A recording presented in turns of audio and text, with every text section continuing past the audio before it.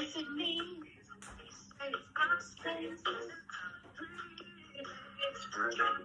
Cadillac, put some colors on it.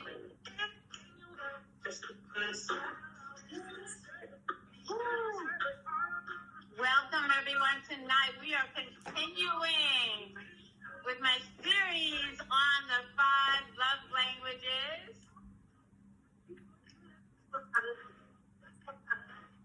The 5 love languages. We've already gone through physical touch. That's one of mine. And we've talked about words of affirmation. Woo! That's another one of mine. Those are my top 2. And tonight we are going to be talking about receiving gifts and acts of service.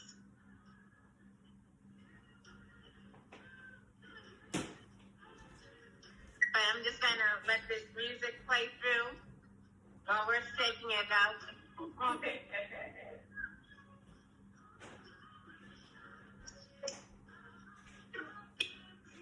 I must have to say, it's one of my guilty pleasures, Bruno Mars. I love myself some Bruno Mars. And since we're talking about what we like in a love language, gift, and acts of service, you know. All right. That is our song. Listen, I want to, I have a special guest today, but before I introduce her, I would like to tell you a little bit about her. She is a love coach, okay? So, relationship coach. She is a trauma. You know how many things that we've gone through as childhood and the traumas that result in issues as we get older and we become adults. Those childhood traumas still affect us. And even traumas in our adulthood, I'm sure, affect us. And so she has all the experience and insight to really talk about our topic today with great experience. So I'm really excited to have her on tonight. And I'm going to hand it over to you. Dr. J is what she affectionately goes by, but she's Dr. Jamila Pamoja Thomas. If I did not get that right, please forgive me. Sometimes I just add a Spanish twist to everything, right? So I hope I didn't butcher that. But Dr. J, I'm going to hand it over to you to just tell us a little bit about your background. How did you go from being a writer and now a love coach? How does that transition even happen? Well, first I want to say thank you so much, Pamela, for having me on. It's an honor to be considered and to be here in your presence. I really appreciate it. And to be considered to partake, especially about this subject, is simply amazing for me. So how did I go from the author to the coach? Actually, it's the other way around. I was already pursuing to be a coach. And I did that because I used to have a radio show. Okay. And at a radio show, I had a lot of callers that would call in, and they would talk about the different defects that were in their relationship. And they weren't having sex. They don't know how to have sex. They don't know how to be intimate. And so I just said, I am going to write books to tell people how to actually do this. Because, right. In a book, you can escape, you can be inspired, you can be all sorts of things you can be when you read a book. This is true. This is true. So my thought was, if I bring about something that a person can imagine, then it can inspire them enough to want to to bring it in their relationship, or at least talk about it, you know. And so what I did was I said, well, I need to prepare myself to do that. Right. So I looked up, I was looking for universities, and I found this school called Loveology University. And Loveology University is where I became certified. And I did not get certified until later on, but I finished the courses, but I had finalized the actual certification. Okay. I had not done the testing. So at any rate, I completed everything, and I just enjoyed bringing all of that together. But I was inspired the most by callers that were calling in and that were emailing me, showing me that they were really in their relationship. And I thought, since in the African American community, going to therapy is like taboo, then I said, well, let me find an entertaining way to put it in a book. Right. Grab their attention, and at the same time, they're being entertained, they'll also be learning something at the same time. And so it doesn't matter, self-help book of poetry, a novel, I'm teaching, I'm guiding, I am doing, my goal is to help the person, help the reader. So I'm thinking with all of that, 5 love languages really is related to what you do and the people that you talk to, on a regular basis, whether it be couple situations or family situations, friendships, right? Even possibly co-worker type of situations that are going on. So as we go forward, I have a question before we dive into like different examples. The first one, let's tackle acts of service. Okay. How would you even define, what does that mean? If your love language is acts of service, that means you just want to service people, service all the whoever it is. What does that mean, acts of service? What are you providing? Acts of service, it's interesting that you would choose this one to go with first, because acts of service is actually the rarest love language of them all. It really is. And so about 30% of people in the United States have admitted to even being aware of knowing what a love language is. The rest contribute to not knowing. So if a person, when I say the rest, typically like a person that is around, about 45. Okay. Well, a female, a 45-year-old female is typically more familiar with the term love language. Because that's what women, that's what we do. I think we love relationships, and we get all into the intricacies of the relationship, and men typically are not as interested. Right.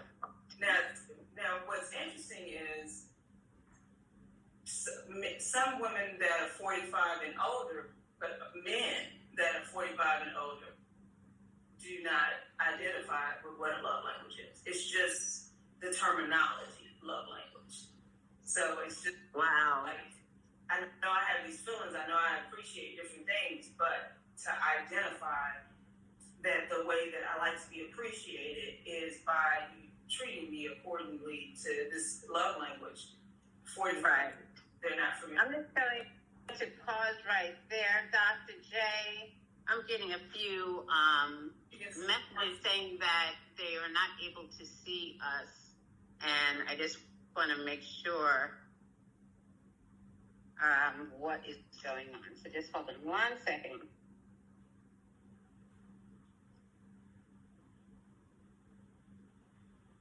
Yeah, I'm showing one person on, and that is not really what I would normally see on here.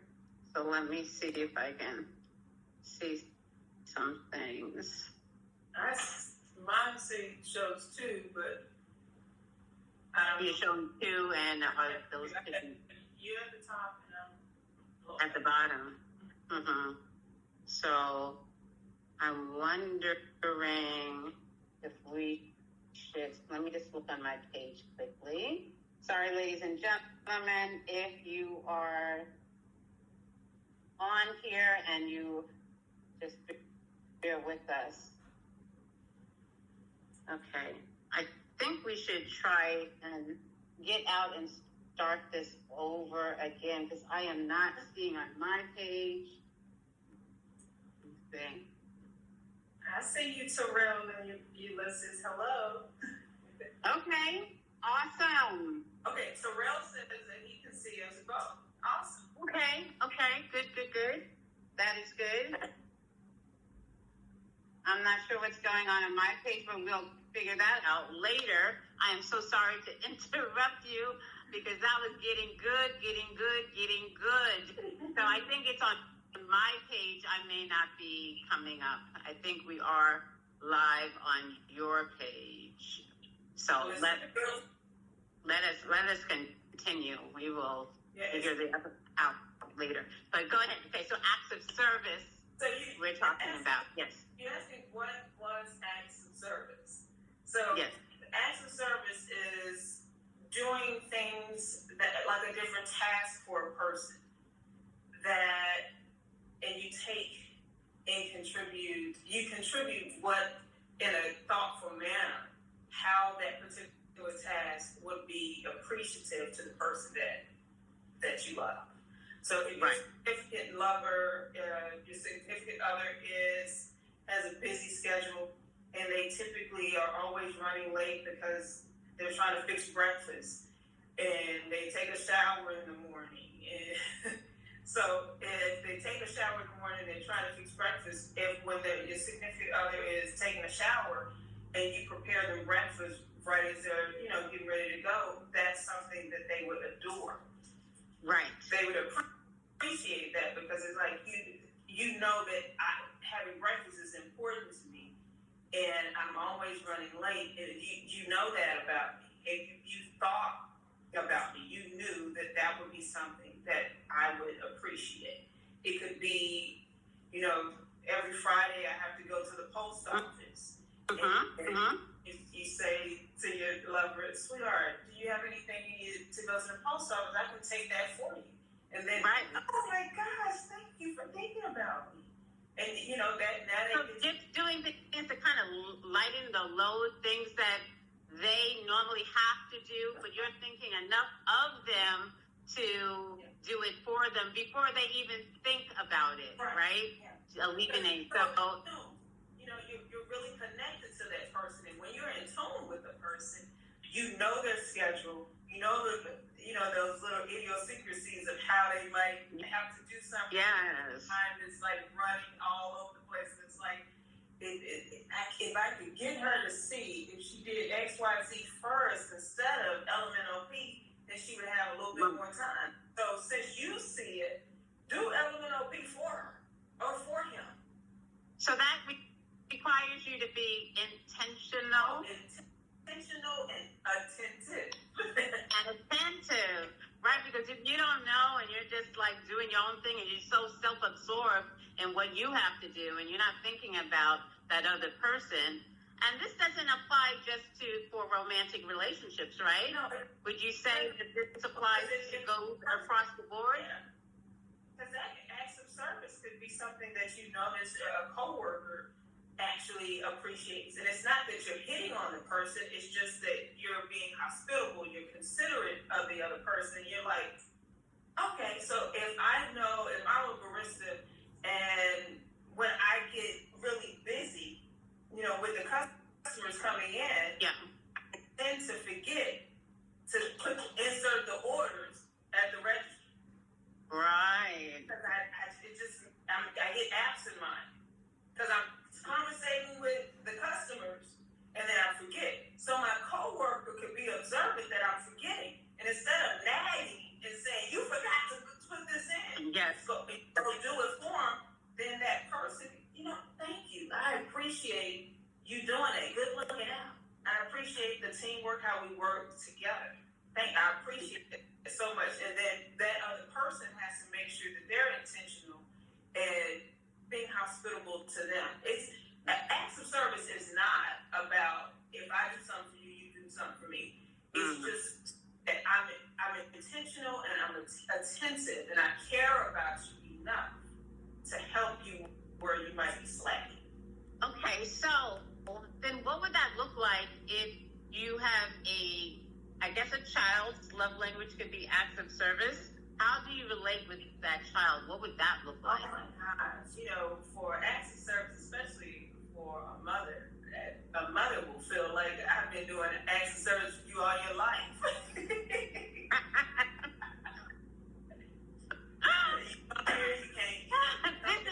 True. This is very true. Being a mother of 3, I know this to be a fact. Constantly. But for the child, it's being attentive to what is it that they really like. So it's like, okay, you're taking time out of your schedule to do something for them that is really hectic for them. So they love playing football. Right. So because they love playing football, you notice that they have a hard time with keeping up with their cleats. So if you take the time and you have some type of routine for them in place to try to, kind of remember to pick up your cleats. Don't forget, before you go out the house, right? Grab your. But you know how you have the key rack right by the door when you walk. Yeah. You have a little shelf, and this is where your cleats go. And so when you get ready to leave, pick them up. And then say that the child gets in the car, and you're like, look who forgot their cleats. That could be annoying if you say, look who forgot your cleats. Right. What would be a nice gesture for the child is if you got the cleats and they were in the back seat and they get ready to go and they're like, oh my gosh, I love my cleats. And you're like, no, I picked them up for you. Have a good day at school. Yeah. That's dear to them. That is dear. Now, you can't make that a habit though, right? Because then they become relying on you to remember their cleats. It has to be like a special thing to once in a blue moon. Some type of routine for them to remember, to follow through.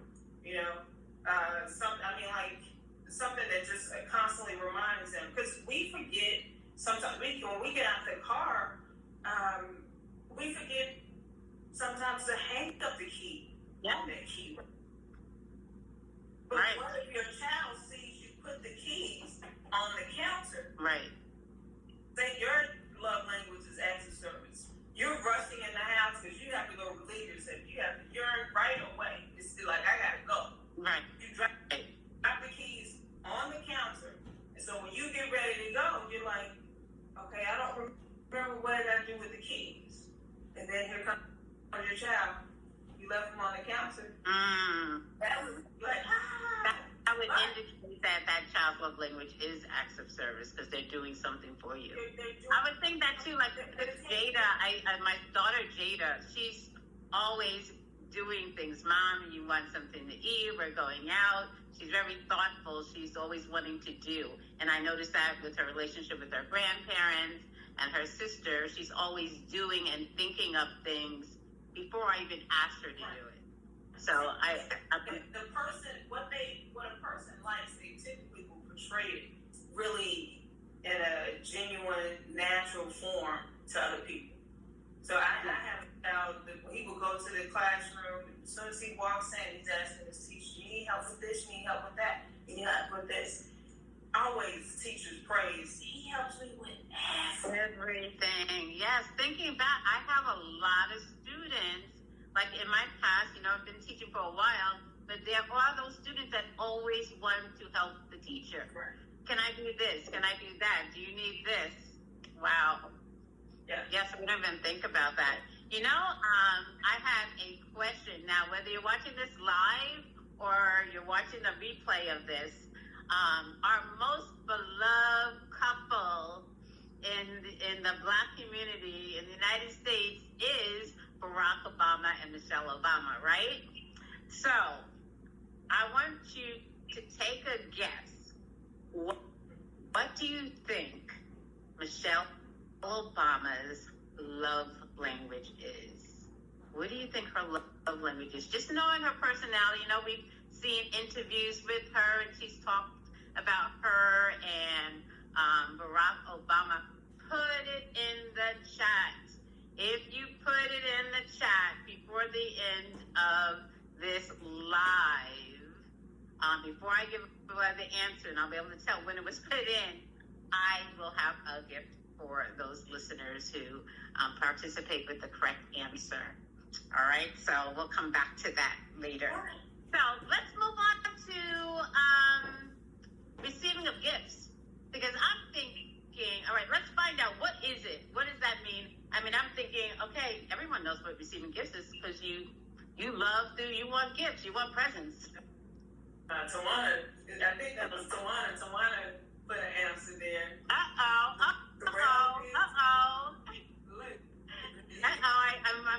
I'm not going to say anything yet. I don't know. We'll see. Yeah, Tawana, Sherelle, we'll see. I'll let you know in a little bit. But, receiving gifts, that means, who doesn't like gifts? I'm thinking everyone likes to get gifts. Now, do you like to give gifts? Okay. That's another. You know what I mean? What would you say with that? If you think about the acts of service and think about receiving gifts, if I'm a person that likes acts of service and you try to shower me with gifts, it will be like you're talking to me in a foreign language.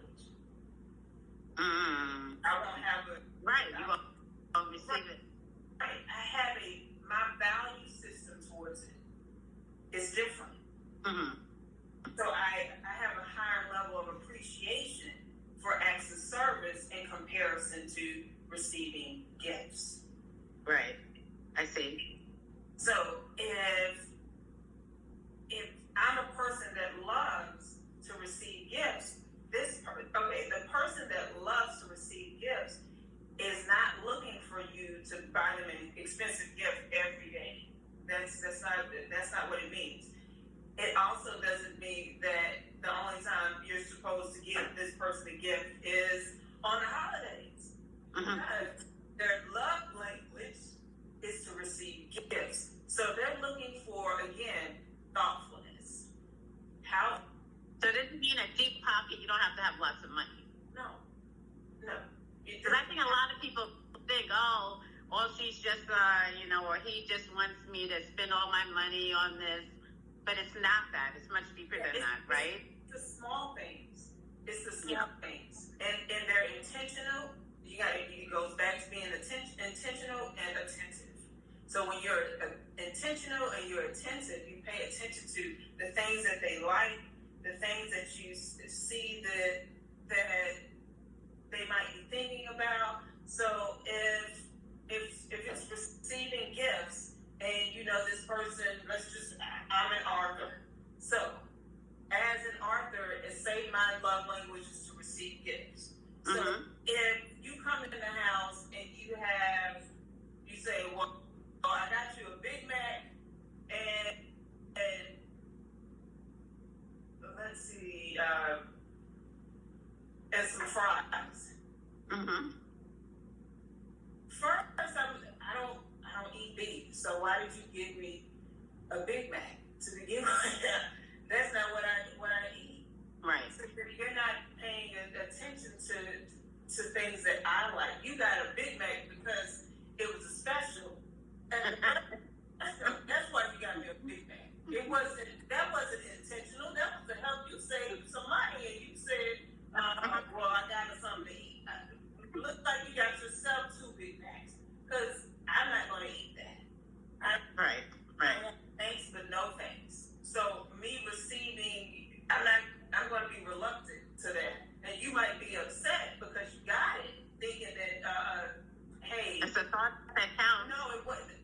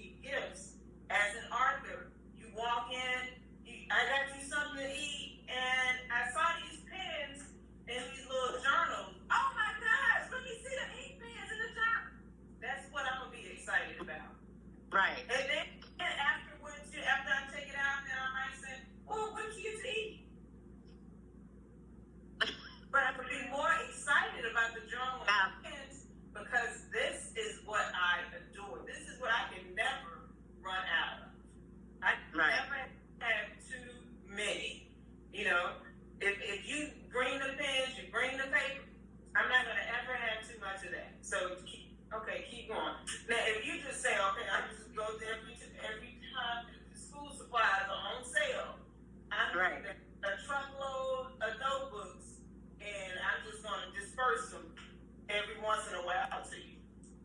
Okay. Right. How much? I have a good example. Let's say you're married, your spouse is a chef, and they cook. So you just think, well, they cook, right? They need some pots and pans.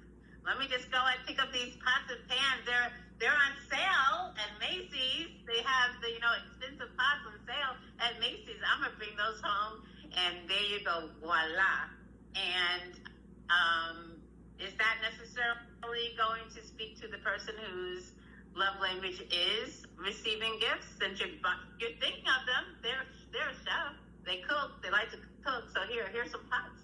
That goes back to you going to the store when the school supplies are on sale. Did you get the pots and pans because you were really thinking of it? Did you see that the person that likes to cook, was there a need for the pots and pans? Did they have a relationship? A person that cooks. My father loves to cook. I enjoy cooking. Uh-huh. So I have relationships with my pots and pans. I season them a certain way. My dad seasons his pot and pans a certain way. So if you bring something, my dad has OCD tendencies. So Okay. so if you bring him some pots and pans, he's trying to figure out, what did you do that for? I didn't need any pots and pans. Right. If you show up to his house with a bag of spices and herbs, it's going to be like fireworks. It's going all over the place. Because he's thinking about, I can make this, I can put this together, I can put that together. But because he has that relationship with those pots and pans, the likelihood of him testing out the new is very slim. That's not being attentive to what he appreciates the most. Yes, I adore cooking, but do I appreciate changing my pots and pans over and over and over again? No, I don't. Right. If I have a shelf and it's full of journals for me to write, to still, continue writing with. If the journals are empty, but the shelf is full, the likelihood of me needing a new journal is low. But if you see that I'm over here and I'm struggling to publish my next book, and I'm an author, I would like for you to say, let's put a plan together so we can actually get this book published. Not only published, but we can get it out more in the media. How can we rev this up so that you can have a fabulous book signing? It's being attentive and knowing what does that person actually need. They appreciate. Whatever they appreciate, whatever they value the most with the gift, shows that the other person is being intentional and attentive to what I like. That makes sense.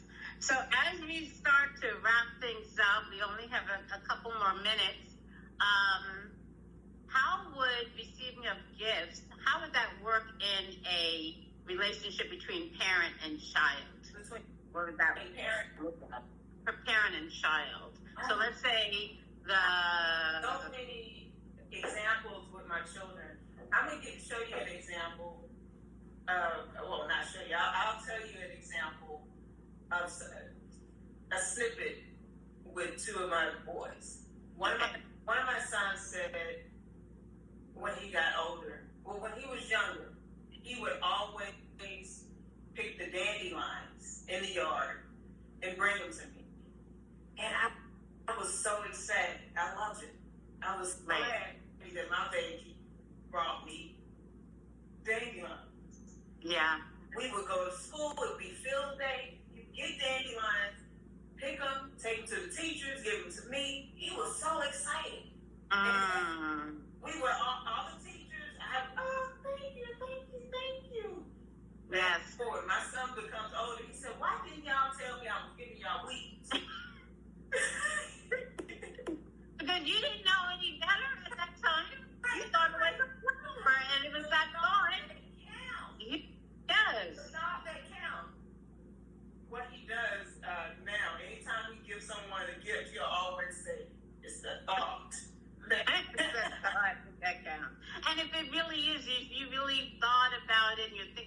other person in mind, I think that really makes a difference. Because it doesn't matter that you didn't go to the store and buy a big bouquet of flowers. What matters is that you saw how I responded when I got out before, and you remembered.